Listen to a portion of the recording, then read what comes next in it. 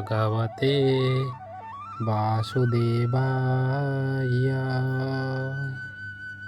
କାଲି ଆମେ ଶ୍ରବଣ କରିଥିଲେ ଯେ ଦୁର୍ଯ୍ୟୋଧନଙ୍କର ସୈନ୍ୟମାନଙ୍କ ବର୍ଣ୍ଣନା ଶୁଣି ସାରିବା ପରେ ପିତାମହ ଭୀଷ୍ମ ସିଂହନାଦ ସ୍ୱରୂପ ନିଜର ଶଙ୍ଖ ବାଦନ କଲେ। ଏହାପରେ କୌରବମାନଙ୍କ ପକ୍ଷରୁ ଅନେକ ଭେରୀ ତୁରୀ ନାଗରା ମୃଦଙ୍ଗ ଆଦି ବାଜି ଉଠିଲା। ଯେଉଁ ଶବ୍ଦ କୁରୁକ୍ଷେତ୍ରରେ ଏକ ଭୀଷଣ ଓ ଭୟଙ୍କର ଶବ୍ଦ ସୃଷ୍ଟି କଲା। ଏହାପରେ ବର୍ତ୍ତମାନ ଯୁଦ୍ଧକ୍ଷେତ୍ରରେ କ'ଣ ଘଟୁଛି ଆସନ୍ତୁ ଆମେମାନେ ତାହାକୁ ଶ୍ରବଣ କରିବା। ତତଃ ଶ୍ୱେତୈହୟୈର୍ୟୁକ୍ତେ ମହତି ସ୍ୟନ୍ଦନେ ସ୍ଥିତୋ ମାଧବଃ ପାଣ୍ଡବଶ୍ଚୈବ ଦିବ୍ୟୌ ଶଙ୍ଖୌ ପ୍ରଦଧ୍ନତୁ।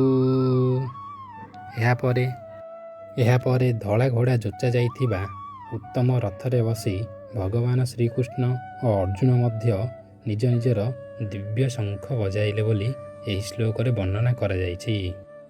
ପାଞ୍ଚଜନ୍ୟଂ ହୃଷୀକେଶୋ ଦେବଦତ୍तं ଧନଞ୍ଜୟଃ ପୌଣ୍ଡ୍ରଂ ଦଧ୍ନୌ ମହାଶଙ୍ଖଂ ଭୀମକର୍ମା ବୃକୋଦରଃ। ଶ୍ରୀକୃଷ୍ଣ ପରମାତ୍ମା ନିଜର ପଞ୍ଚଜନ୍ୟ ନାମକ ଦିବ୍ୟ ଶଙ୍ଖ ଏବଂ ଅର୍ଜୁନ ଦେବଦତ୍ତ ନାମକ ଦିବ୍ୟ ଶଙ୍ଖ ବଜାଇଲେ ଏବଂ ଭୟାନକ କର୍ମ ସାଧନକାରୀ ଭୀମସେନ ପୌଣ୍ଡ୍ର ନାମକ ମହାଶଙ୍ଖ ବଜାଇଲେ ବୋଲି ଏହି ଶ୍ଲୋକରେ ବର୍ଣ୍ଣନା କରାଯାଇଛି। ଅନନ୍ତ ବିଜୟଂ ରାଜା କୁନ୍ତିପୁତ୍ରୋ ଯୁଧିଷ୍ଠିରଃ ନକୁଳଃ ସହଦେବଶ୍ଚ ସୁଘୋଷୋ ମଣିପୁଷ୍ପକୈଃ। କୁନ୍ତିପୁତ୍ର ରାଜା ଯୁଧିଷ୍ଠିର ଅନନ୍ତ ବିଜୟ ନାମକ ଶଙ୍ଖ ବଜାଇଲେ ଏବଂ ନକୁଳ ଓ ସହଦେବ ଯଥାକ୍ରମେ ସୁଘୋଷ ଓ ମଣିପୁଷ୍ପକ ନାମକ ଶଙ୍ଖ ବଜାଇଲେ ବୋଲି ଏହି ଶ୍ଲୋକରେ ବର୍ଣ୍ଣନା କରାଯାଇଅଛି। କାଶ୍ୟଶ୍ଚ ପରମେଶ୍ୱାସଃ ଶିଖଣ୍ଡୀ ଚ ମହାରଥଃ ଦୃଷ୍ଟଦ୍ୟୁମ୍ନୋ ବିରାଟଶ୍ଚ ସାତ୍ୟକୀଶ୍ଚ ପରାଜିତଃ ଦ୍ରୁପଦୋ ଦ୍ରୌପଦେୟାଶ୍ଚ ସର୍ବଶଃ ପୃଥିବୀପତେ ସୌଭଦ୍ରଶ୍ଚ ମହାବାହୁ ଶଙ୍ଖାନ୍ ଦଧ୍ନୌ ପୃଥକ୍ ପୃଥକ୍। ଏହାପରେ ଶ୍ରେଷ୍ଠ ଧନୁର୍ଦ୍ଧର କାଶୀରାଜ, ମହାରଥୀ ଶିଖଣ୍ଡୀ, ଦୃଷ୍ଟଦ୍ୟୁମ୍ନ, ରାଜା ବିରାଟ, ଅଜୟ ସାତ୍ୟକୀ, ରାଜା ଦ୍ରୁପଦ, ଦ୍ରୌପଦୀଙ୍କର 5 ପୁତ୍ର ଏବଂ ସୁଭଦ୍ରାଙ୍କର ପୁତ୍ର ମହାବୀର ଅଭିମନ୍ୟୁ ନିଜ ନିଜର ଶଙ୍ଖ ବଜାଇଲେ ବୋଲି ମନ୍ତ୍ରୀ ସଞ୍ଜୟ ଧୃତରାଷ୍ଟ୍ରଙ୍କ ନିକଟରେ ଯୁଦ୍ଧଭୂମିର ଏହିସବୁ କାର୍ଯ୍ୟକଳାପକୁ ବର୍ଣ୍ଣନା କରୁଛନ୍ତି ଯେ ସେଠାରେ କ'ଣ କ'ଣ ଘଟୁଛି ଏବଂ କିପରି ଭାବେ ସେଠାରେ ବିଭିନ୍ନ ପ୍ରକାର ଶଙ୍ଖ ଭେରୀର ନାଦ ହୋଇ ଯୁଦ୍ଧର ଘୋଷଣା ଆରମ୍ଭ ହେବାକୁ ଯାଉଛି। ଏହିସବୁ ତଥ୍ୟ ମନ୍ତ୍ରୀ ନିଜର ଧୃତରାଷ୍ଟ୍ରଙ୍କୁ ନିଜ ଦିବ୍ୟ ଚକ୍ଷୁ ସାହାଯ୍ୟରେ ଯୁଦ୍ଧଭୂମିର ସେହି ଦୃଶ୍ୟକୁ ଅବଲୋକନ କରି ତାହା ଉପସ୍ଥାପନ କରୁଅଛନ୍ତି।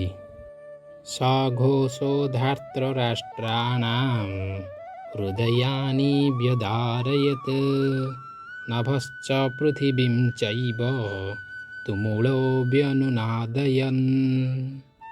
ଏହିସବୁ ଯେଉଁ ଶଙ୍ଖନାଦମାନ କୁରୁକ୍ଷେତ୍ର ଯୁଦ୍ଧଭୂମିରେ ହୋଇ ଉଠିଲା, ଏସବୁ ଶବ୍ଦ ଅତ୍ୟନ୍ତ ଭୟଙ୍କର ହୋଇ ଆକାଶ ଓ ପୃଥିବୀକୁ ପ୍ରତିଧ୍ୱନିତ କରି ଦୁର୍ଯ୍ୟୋଧନାଦି କୌରବମାନଙ୍କର ହୃଦୟକୁ ବିଦୀର୍ଣ୍ଣ କରିଦେଲା ବୋଲି ଏହି ଶ୍ଲୋକରେ ବର୍ଣ୍ଣନା କରାଯାଇଅଛି।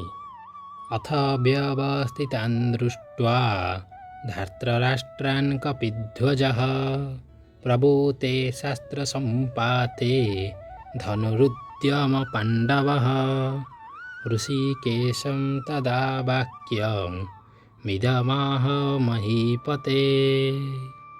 ହେ ରାଜନ୍, ସେ ସମୟରେ ପାଣ୍ଡୁଙ୍କ ପୁତ୍ର ଅର୍ଜୁନ କପିଧ୍ୱଜ ରଥରେ ବସି ଧୃତରାଷ୍ଟ୍ରଙ୍କର ପୁତ୍ରମାନଙ୍କ ଉପରେ ଦୃଷ୍ଟି ନିକ୍ଷେପ କରି ତାଙ୍କର ଧନୁ ଉତ୍ତୋଳନ କଲେ ଏବଂ ଶରବର୍ଷା କରିବାକୁ ପ୍ରସ୍ତୁତ ହେଲେ।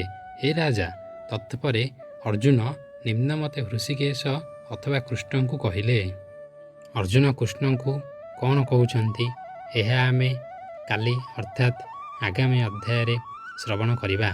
ଆଜି ଯେଉଁ 7 ଗୋଟି ଶ୍ଲୋକ ସମ୍ବନ୍ଧରେ ଆଜି ଜାଣିଲେ ସେହି 7 ଗୋଟି ଶ୍ଲୋକରେ ଆଜି ପାଣ୍ଡବମାନେ ନିଜ ନିଜର ଦିବ୍ୟ ଶଙ୍ଖ ବଜାଇଲେ ଏବଂ ଏହି ଶଙ୍ଖନାଦ କୌରବମାନଙ୍କର ହୃଦୟକୁ ବିଦୀର୍ଣ୍ଣ କରିଦେଲା। ଏହାପରେ ଅର୍ଜୁନ କୌରବମାନଙ୍କର ସୈନ୍ୟବାହିନୀକୁ ଅବଲୋକନ କରି ସେମାନଙ୍କ ଉପରେ ଶର ନିକ୍ଷେପ କରିବାକୁ ପ୍ରସ୍ତୁତ ହେବା ସମୟରେ ଭଗବାନ ଶ୍ରୀକୃଷ୍ଣଙ୍କୁ କ'ଣ କହୁଛନ୍ତି ସେସବୁ ଆମେ ଆଗାମୀ ଅଧ୍ୟାୟରେ ଆଲୋଚନା କରିବା। ଜୟ ଜଗନ୍ନାଥ।